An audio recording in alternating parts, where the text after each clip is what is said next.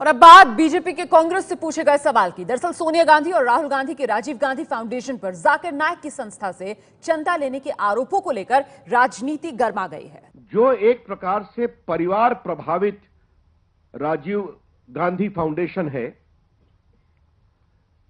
क्या वो सबसे डोनेशन लेते हैं या कुछ चिंता करते हैं, कुछ ऑडिट एग्जामिनेशन करते हैं? ये पहला सवाल है। राजीव गांधी फाउंडेशन ये बताए कि क्या वो फॉरेन कंट्रीब्यूशन रेगुलेशन एक्ट 1976 में रजिस्टर्ड है, और अगर है तो क्या उसे इस बात का अधिकार है कि वो स्वयं ही बाहर से पैसा नहीं ले सकता किसी से, बल्कि कोई एनजीओ को बाहर से पैसा मिलता है तो उससे भी पैसा ले सकता है?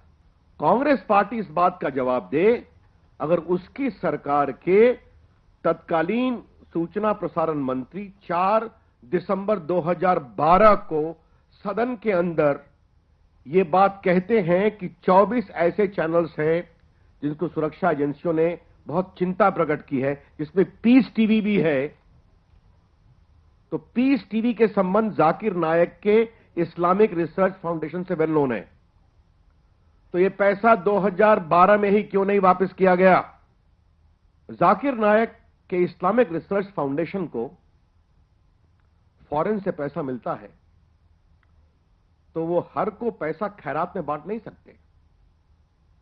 अपने एनजीओ से जो एक्टिविटी करते हैं तो बात समझ में आती है, लेकिन अगर वो पैसा, वही 50 लाख की बड़ी राशि दूसरे को देते हैं तो उनका काम है होम मिनिस्ट्री से प्रायर परमिशन लेना कि ये जो पैसा हमें आया है, इस पैसे की इतनी बड़ी राशि को हम एक दूसरे एनजीओ को देना चाहते हैं। क्या वो परमिशन लिया गया था? तो यह सवाल मैं क्यों नहीं उठाऊं कि जाकिर नायक की इलीगल एंटी नेशनल गतिविधियों पर पर्दा डालने के लिए यह घूस दिया गया था। कांग्रेस पार्टी पूर्व में दुर्भाग्य से वोट के लिए आतंकवादियों के खिलाफ कार्रवाई से हिचकती रही है। इसको हमने कई बार इस मंच से चर्चा किया है, लेकिन आतंकवाद को बढ़ाने वाले संगठनों की पहुंच उनके यहां के ऊपर महकमों में थी और वो डोनेशन भी बेशर्मी से दिया करते थे। इससे बड़े शर्म की बात कोई नहीं हो सकती।